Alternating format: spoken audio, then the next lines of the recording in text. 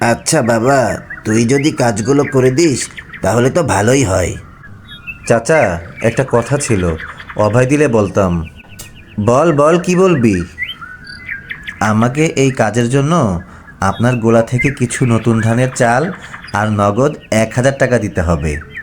আমার মেয়ে আজ ইলিশ মাছ ভাজি খেতে চেয়েছে, তাই একটু বেশি টাকা চাচ্ছি।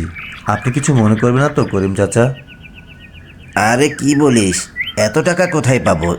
যা, সবজিগুলো বেচে আয়, পরে দেখব। জি চাচা। 1,000 টাকা চোখে দেখছে জীবনে?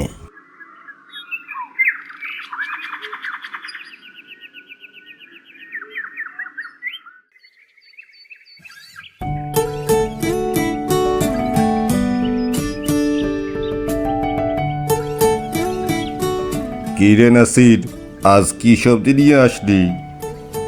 কেমন হবে সবজিগুলো? একদম টাটকা ভাই, এইমাত্র ক্ষেত থেকে তুলে আনছি। নেন ভাই নেন, দামও অনেক কম। কই দেখি তো, আমাকে এই সবজিটা দে।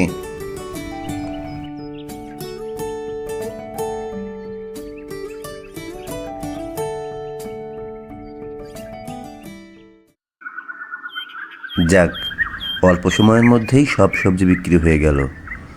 মোট 3,000 টাকা বিক্রি হয়েছে।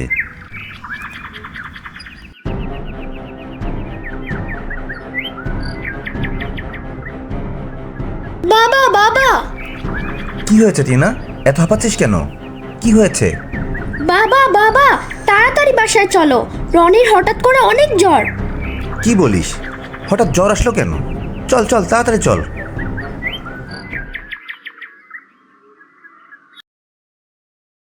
ভয়ের কিছু নেই, মনে হয় রাতে অনেক ঠান্ডা লেগেছে। এই ওষুধগুলো লিখে দিচ্ছি, সময় মতো খাওয়াবেন। আর খেয়াল রাখবেন যেন ঠান্ডা আর না লাগে। জি ডাক্তারবাবু। বাবা ইলিশ মাছ আনোনি? আমি ইলিশ মাছ খাবো। আনতে যাব বাবা, আগে তুমি সুস্থ হও, তারপর তুমি আর আমি মিলে একসাথে বাজারে যেয়ে কিনে নিয়ে আসবো। বাবা আমি ইলিশ মাছ খাবো, বাবা ইলিশ মাছ খাবো। রনির মা, তুমি রনির দিকে খেয়াল রেখো, আমি মাছ কিনে নিয়ে আসি।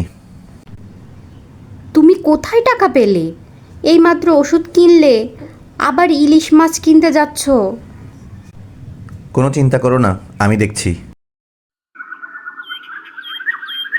শোনো, আমাকে বলে যাও।